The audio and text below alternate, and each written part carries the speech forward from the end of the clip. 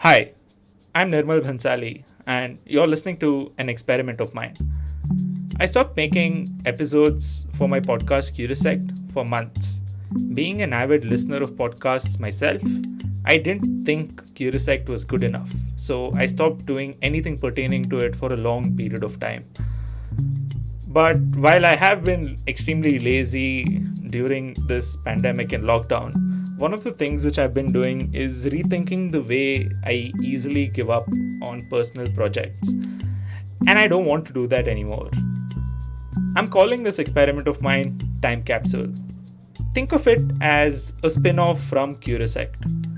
This time, I'll be recording conversations with my friends, peers, and people of my age group. I want to capture some parts of their stories, but more importantly, I want to talk to them about their future aspirations and the hopes that they have for the world that they're going to be living in the future and what they think about it right now.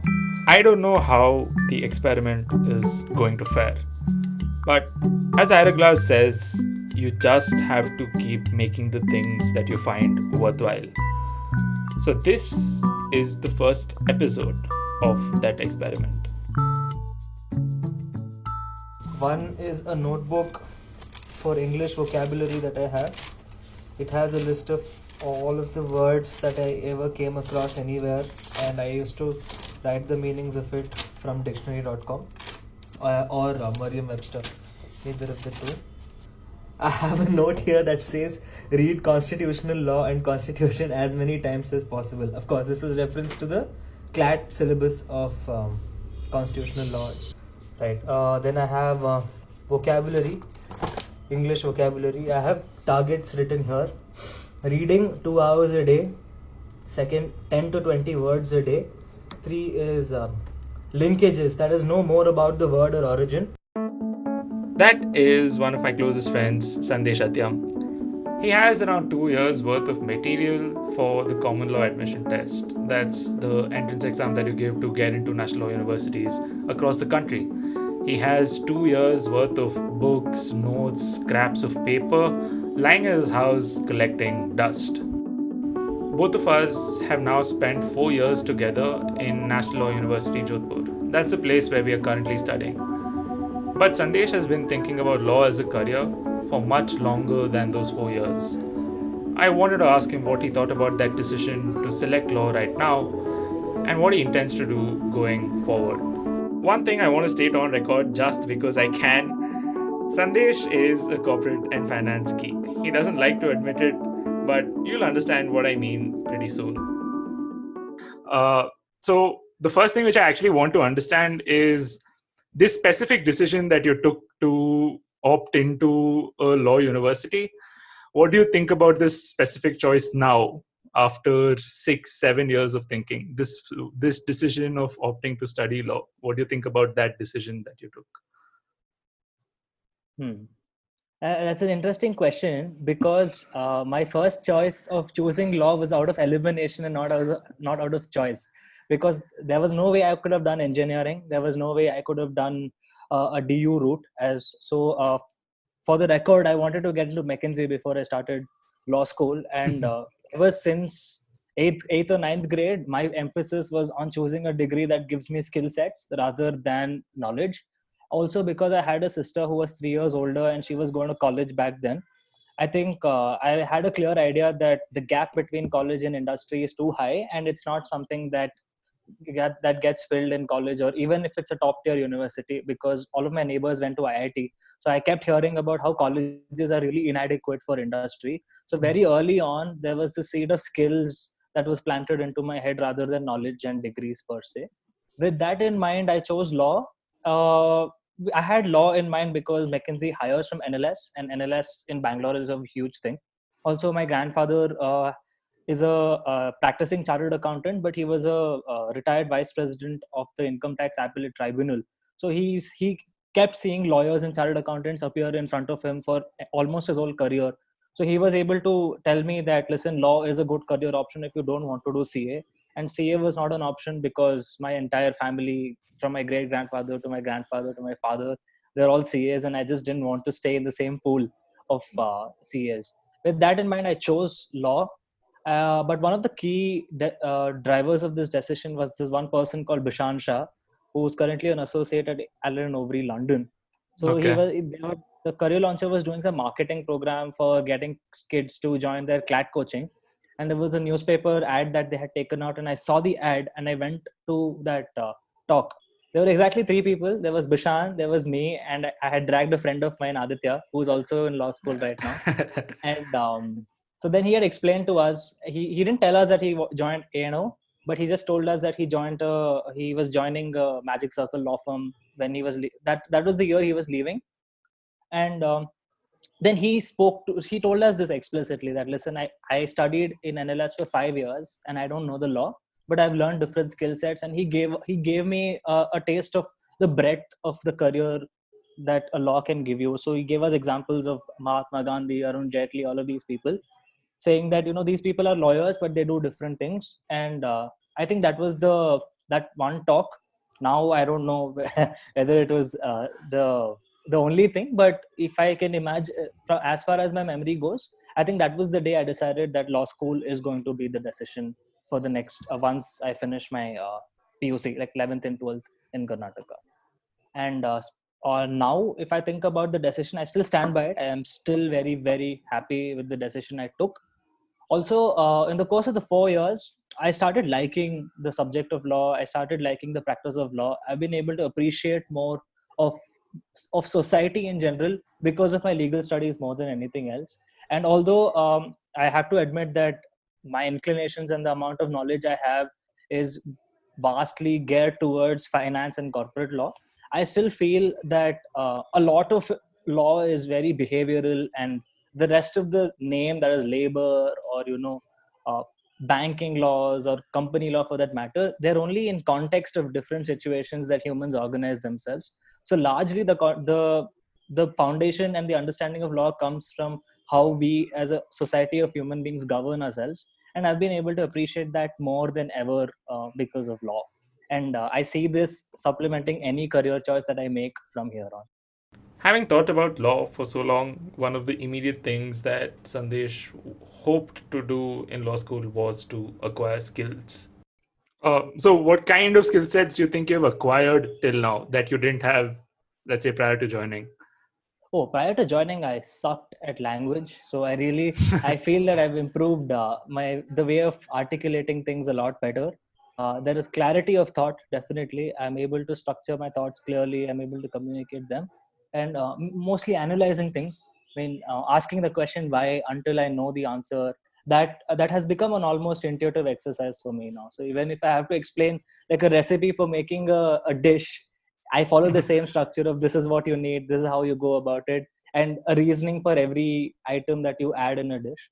So I think that logical stream of thought and analysis behind every thought that I have, that is something that I gained only through law school. After doing internships and living in different cities, Sandesh has certainly acquired some of the skills that he wanted to. There are obviously things which he wants to work on for the rest of his life. Things like writing and researching about complex problems is something that he will forever try to hone as a skill. But thinking about skills and acquiring them is just one part of what you might do in law school. Deciding where to apply them, where to develop them, and what steps to take later on is the more difficult part. So after having acquired some of these skills, I know like over the course of 4 years we generally tend to have, I mean, diverse range of experiences. Yeah, yeah. How did you then decide what you wanted to do initially after you graduate? How did you So decide, for I example, how to put in use these skill sets that you've acquired? So I happen to find my interests very early. So although I'm still not made my decision as to which practice area I want to continue, or which practice area I want to stay, or whether even I want to stay in the practice of transaction law. As of now, I will be practicing in let's say in an M&A private equity advisory environment. But I've always been interested in finance and commercial transactions aspects of things. And the first instinctive thoughts I have over analyzing consequences or seeing what happens to people, my first thought goes to economics or business or profits or things like that, rather than, let's say, something more political or constitutional, such as what rights are affected, how people are going to change their behavior. That is not my first thought, but my first thought is about, okay, how are they going to earn money, how are they going to sustain, or how is it going to affect businesses. So that has been my first thought, maybe mostly because of my family background. And I have gained these skill sets also through reading of business newspapers, attending different commercial law session lectures or webinars or whatever that may be. And considering I will, maybe if the foreseeable for the foreseeable future, I'll be working in a commercial law firm or in a commercial law environment. I feel that I've gained the skill sets by being in one particular practice area or one stream of practice, and therefore I think I'll be able to apply it also there only. I have also been in a similar family setup where a lot of members of my family have been involved in business activities in some way or the other. Which is one of the reasons why I actively went away from that field. But Sandesh, having been brought up in a slightly similar circumstance, has has gone deeper into the field of commerce. And that's something I've always found amusing. What do you find It so interesting about this? It's actually a mix of both. One is from a very early age, I was exposed to all of these things. So I used to watch the stock market, CNBC. I used to make note of prices, stock prices, right from my fifth standard, right? Damn, So okay. like I spent fifth standard, sixth standard, maybe, like, making note of prices, because back then the internet wasn't such a big deal. So I had to, and my dad used to trade a lot more frequently during the, like, intraday trading back then. So whenever I was home or whenever I had the time, I used to either watch CNBC, make note of the prices, call up my dad and say, "Hey, this is the price now. Do you want to sell or buy?" And if he says sell or buy, if he's busy, then I used to call the broker up and I say, "Okay, we still have the same broker, by the way." And I used to say, "Okay, Papa wants to buy this. Papa wants to sell this. Do it." And because the money generally is paid off through an escrow, we don't have a margin fund with the broker. So then there is a certain time limit where we have to go deposit a check with the broker earlier, not now. So the brokerage was right near my house. I used to go running maybe in the next day or at the same day evening, and I used to go give a check to the broker. So I was exposed to these small things very early on. And I had my own bank account, like a minor bank account thing, from my sixth grade. And I was supposed to write the demand drafts and whatever school fee related, tuition fee related, like whatever fee related, payment related stuff that was attributable to me. My dad used to make me do it. He used to take me to a bank regularly. So it was the Okay, exposure okay. that was largely. So I started enjoying it more because I was learning these things. It was fascinating, really, because there are so many people going around and there is so much activity. I felt like an adult when I was maybe like 14 years old. So that was, Yeah, I enjoyed doing it and I was exposed to it early on.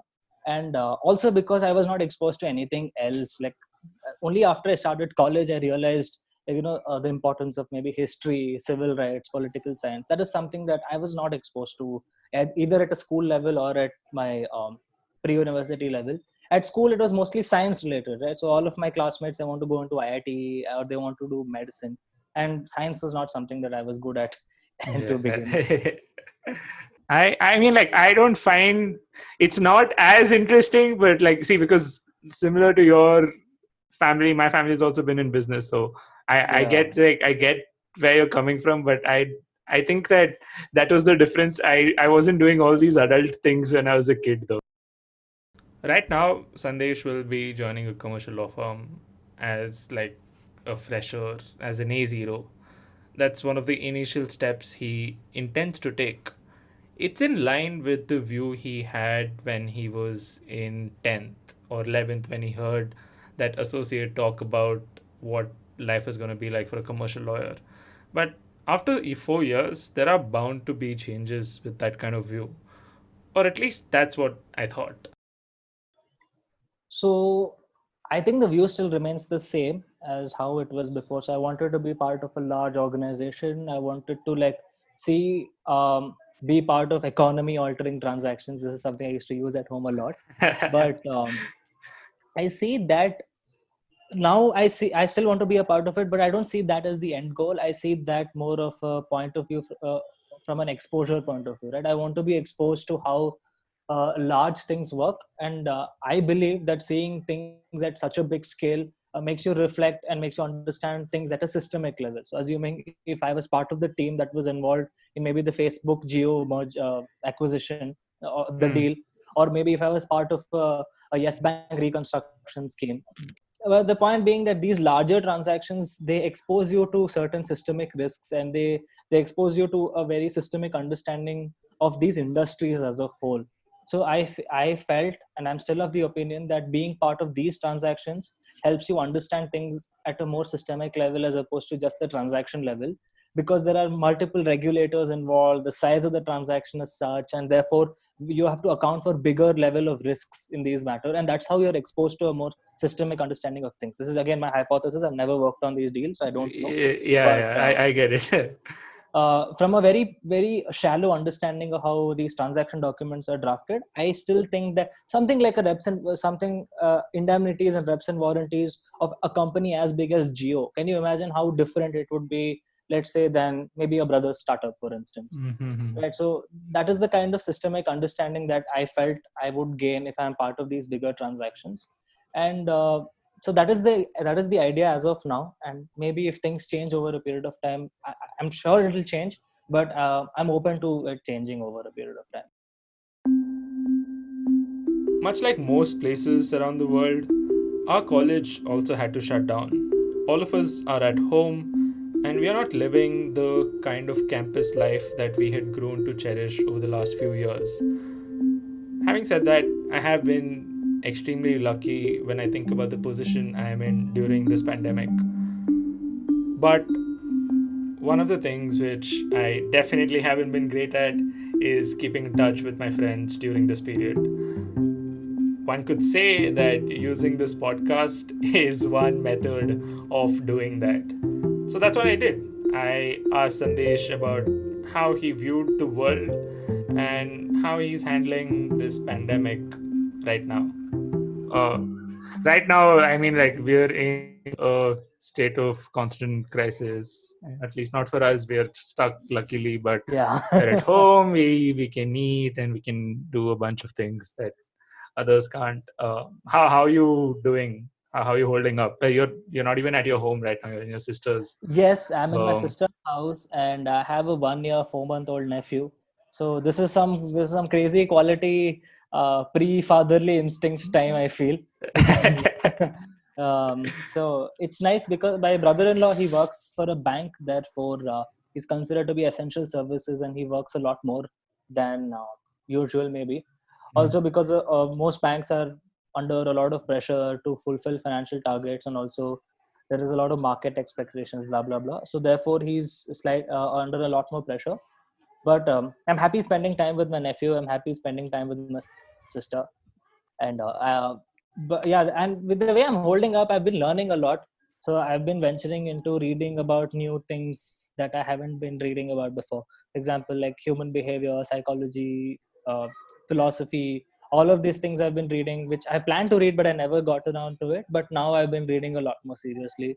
I find like beautiful articles on the Guardian and longform.com or longread.com talking, and different people's view on the pandemic and how it's affecting personal lives.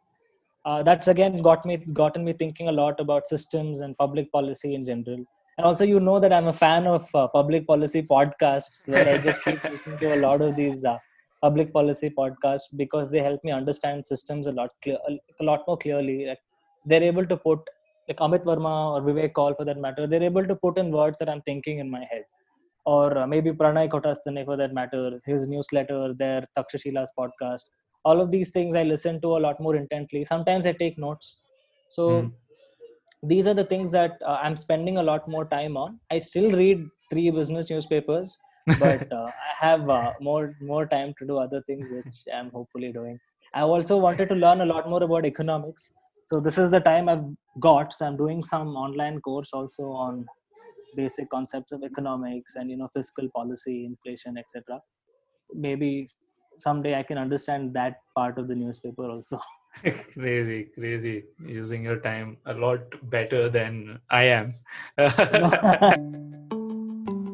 regardless of who you are, the pandemic has made us rethink a lot of issues. For Sandesh, one of the things that he's been thinking about is his deep support of Amazon and what he can do right now to support the local community and the small traders and business owners around him.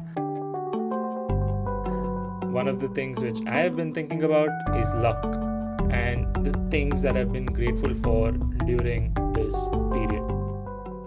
During this period, what's the things? I mean, like, obviously, I'm sure there are a bunch of things, but what are these bunch of things that you've been grateful for, and why? So it's definitely my friends, dude. Like I think our WhatsApp group, the fact that our WhatsApp group is that active and it keeps me entertained all day long. Like do you realize that our group has like people who are active from maybe 8 a.m. to 12 p.m. and maybe from 1 p.m. to 4 p.m. and then maybe from 5 p.m. to 9 p.m. and there's like another group that's active from like 9 p.m. to like 3 a.m. and there's random messages at like maybe 5 6 a.m. It's constantly buzzing all day and it's wholesome content and it's hysterical. So I'm glad I have the set of friends that I have. I couldn't have asked for a better set of friends ever. And the benchmark for having good friends is now too high. Like I don't think I'll ever. So my friends is that's in fact my friend circle has been something that has helped me be sane in this entire pandemic. But yeah, if it were not for my set of friends, maybe I wouldn't have been able to be sane.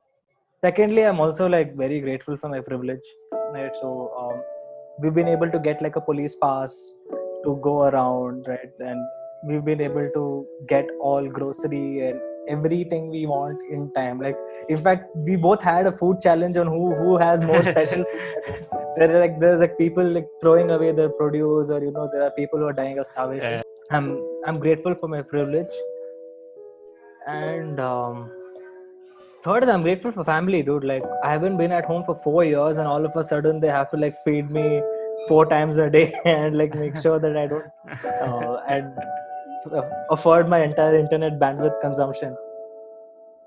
Thank you so much for listening to this episode, and I hope you liked it. Please do let me know what your thoughts are about this idea, about this episode, and any other feedback that you'd like to share.